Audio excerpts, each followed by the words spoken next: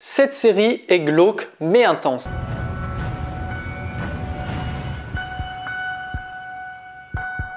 Hey, what's up Tuchu, j'espère que vous allez bien. On se retrouve aujourd'hui pour une toute nouvelle vidéo et surtout une toute nouvelle critique. Nous allons parler de La Maison d'en face. La Maison d'en face est une mini-série trailer créée par Lionel Bailey et Deborah Adjed pour M6, adaptée de la série originale néerlandaise New One Buren, traduit en français par Les Nouveaux Voisins. Eve et Yanis, parents d'une petite fille âgée de 1 mois, emménagent dans leur nouveau avion de banlieue en quête d'un nouveau départ. Mais un soir, suite à un tragique accident, leur bébé meurt subitement. Brisés, Eve et Yanis tentent de se reconstruire. Ils trouvent du réconfort auprès de leurs voisins d'en face, Livia et Stéphane. Elle est infirmière, il est flic, un lien particulier entre les deux couples se développe. Ils partagent leur peine, leur joie et bientôt davantage. Leur destin se lie et s'entremêlent bien au-delà du raisonnable jusqu'au point de non-retour dont aucun ne sortira indemne. Alors vraiment cette série elle est sortie de nulle part. Je me baladais tranquillement sur Salto qui du coup permis de voir du coup des séries en avance, sachant que cette série du coup sort le 20 septembre. Je pense que à la date où je publierai cette vidéo, on sera déjà à la moitié de la série. Au moins, ça m'a permis de regarder la série pratiquement une semaine avant sa diffusion. Ça, c'est plutôt cool parce que vraiment, j'ai pris une claque. Cette série, elle était vraiment géniale. J'adore vraiment les séries un peu thriller, suspense et pas mal d'énigmes. Et c'est vrai que celle-ci, elle se démarque par rapport au fait qu'elle est hyper malsaine, hyper glauque. Alors déjà,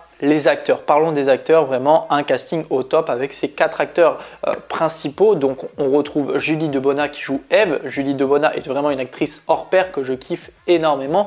La voir dans un rôle un petit peu plus différent où elle se retrouve dans des situations hyper compliquées, où elle doit jouer des rôles un peu méchants, un peu plus médiocres, et ça c'est vrai que ça fait plaisir de la voir dans ce type de série. On a aussi Mark Rushman qui joue du coup Yanis. Je ne le connaissais pas cet acteur, mais au moins il s'est bien montré dans celle-ci. Je l'ai trouvé hyper bon, il n'y avait rien à dire, vraiment c'est un cast 5 étoiles par rapport à ça. On a Katrina Murino qui joue Livia, apparemment elle a joué avec Daniel Craig dans Casino Royale et je crois qu'elle va être à la tête aussi d'une nouvelle série très prochainement. Pareil, elle joue super bien. Et on retrouve du coup Thierry Neuvik qui joue Stéphane. Thierry Neuvik qui est un acteur que je kiffe aussi énormément. Il a joué beaucoup de rôles où il a le rôle du flic. Le rôle du flic lui va tellement bien, on le laisse là-dessus. Donc c'est la même chose pour ça. Et on retrouve du coup à nouveau l'acteur Antoine Duléry qui a joué aussi dans la série avec Mathilde Seigné que j'avais eu l'occasion de vous parler. Et le revoir encore dans un rôle assez complexe aussi parce qu'il rejoue le rôle du méchant, du mec tordu dans la série est assez violent on va dire hein, parce que vraiment il mâche pas ses mots et il est vraiment très clean là-dessus où il a vraiment la méchanceté au fond de lui malgré qu'il sait garder son sérieux par moment. Mais c'est vrai que quand il doit mettre les points sur les i, il le fait très bien et il a vraiment un regard assez méchant, assez méfiant et j'aime beaucoup ça parce que ça le démarque un petit peu dans ses rôles qu'il a pu jouer comme dans Camping qui est vraiment des films cultes français mais qui est vraiment des films comédie où on ne prend rien au sérieux et le revoir encore à nouveau dans une série comme ça, bah, ça montre que cet acteur a vraiment tout le potentiel pour jouer d'autres rôles et ça c'est plutôt cool. Donc voilà, au moins sur le cast, on est clair, le cast est très très bon. Dites-moi ce que vous en avez pensé, si vous avez déjà vu les premiers épisodes et qu'est-ce que vous pensez de ce cast, mais en tout cas vraiment il me va super bien. Donc on se retrouve dans une espèce de banlieue de Paris où toutes les maisons sont assez collées, donc ça me fait énormément penser à Desperate Housewives où vraiment tous les voisins se connaissent tous leurs petits secrets, mais pas forcément tout, parce que c'est vrai qu'il y en a, ils gardent leurs secrets bien profonds, et c'est vrai que garder trop ces secrets, bah, ça peut créer des mauvaises surprises, et ça peut aussi faire disjoncter certaines personnes, ce qui a été le cas dans la série. Du coup, moi, j'ai vraiment aimé ça, un peu cet aspect un petit peu américain, vraiment, des fois, par moments, j'avais pas l'impression d'être sur une série française, tellement qu'on avait vraiment cet endroit un petit peu avec ces maisons blanches, ces terres un petit peu minimalistes, où vraiment tout le monde se connaît, voilà, c'est vraiment la vie du style de banlieue parisienne, où vraiment il y a cet endroit et on a l'impression que c'est juste une ville parmi tant d'autres. Donc voilà par rapport à ça. Et on a du coup nos personnages, donc Stéphane, Eve, Yanis et Livia, qui vont nouer un lien assez particulier entre eux jusqu'à un point de non-retour. En fait, le truc c'est qu'ils apprennent à se connaître. Je trouve qu'ils sont un petit peu intrusifs dans la vie de chacun. Mais voilà, on sent que là, il commence à y avoir certaines choses un petit peu bizarres, comme par rapport au fait que Livia et Stéphane aiment beaucoup faire de l'échangisme.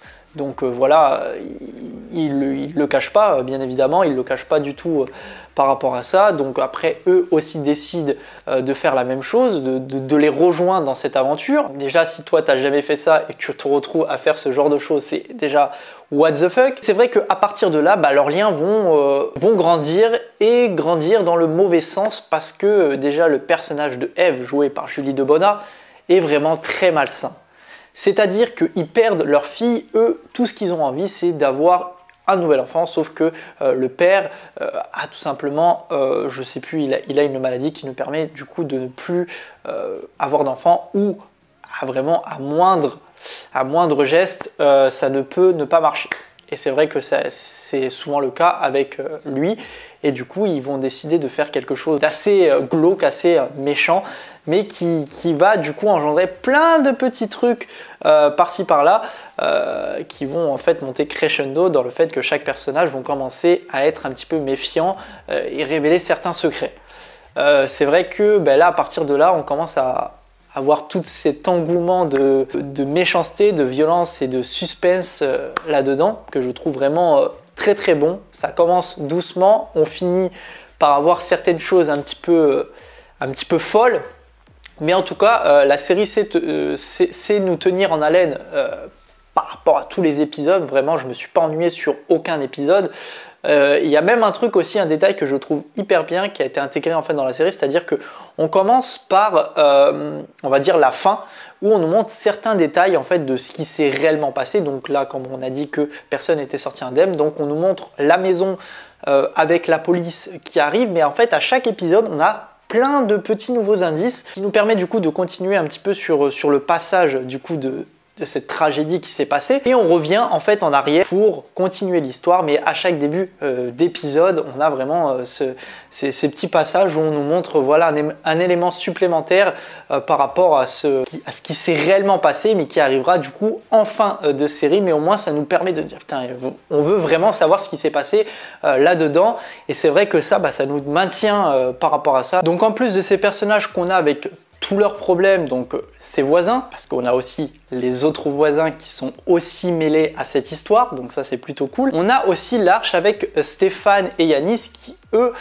enquêtent sur un trafiquant de drogue. On a ce trafiquant de drogue, cette enquête qui rejoint un petit peu l'histoire en fait de Stéphane, qui Stéphane lui ne dit pas tout, et Stéphane est quand même un gars avec beaucoup de secrets, un petit peu comme Eve qui elle se plonge dans ses mensonges, un petit peu comme Stéphane. C'est-à-dire qu'on a vraiment Yanis et Livia qui eux sont un petit peu le visage opposé au moment où tout s'engendre, alors que Livia et Yanis, c'est tout le contraire. C'est-à-dire que eux ils sont clean avec eux-mêmes. Et ça permet de voir un petit peu jusqu'où on peut aller vraiment pour avoir ce que l'on veut, quoi, tout simplement. Et c'est vrai que cette histoire se mêle assez bien par rapport à ça. Donc comme je vous ai dit, vous avez du coup cette enquête. Donc en plus de ça, on a l'enquête. Donc ça fait vraiment un truc assez compact, assez complet, où on a beaucoup d'éléments, beaucoup de choses qui se passent. Et c'est vrai que ça nous tient parfaitement à chaque épisode. On a vraiment pas mal de rebondissements, de suspense, de thriller, et ça c'est cool. Vraiment, ça permet d'avoir une série condensée, et ça fait super plaisir. Pareil aussi, les plans de caméra sont super beaux, les musiques s'intègrent parfaitement, et on a une fin qui est concordante, qui prend tout son sens. Moi j'ai vraiment apprécié par rapport à ça, c'est-à-dire que des fois on nous laisse sur une fin assez nulle, on va dire, assez finie, où vraiment on se dit pourquoi ça se termine maintenant. Et souvent c'est la série, elle se termine et il n'y a pas de suite, alors que là on a vraiment une fin assez courte qui quand même se termine assez ferme, on va dire, mais qui prend tout son sens sur la fin. Ça c'est sûr et certain. Après, y aura-t-il une saison 2 ?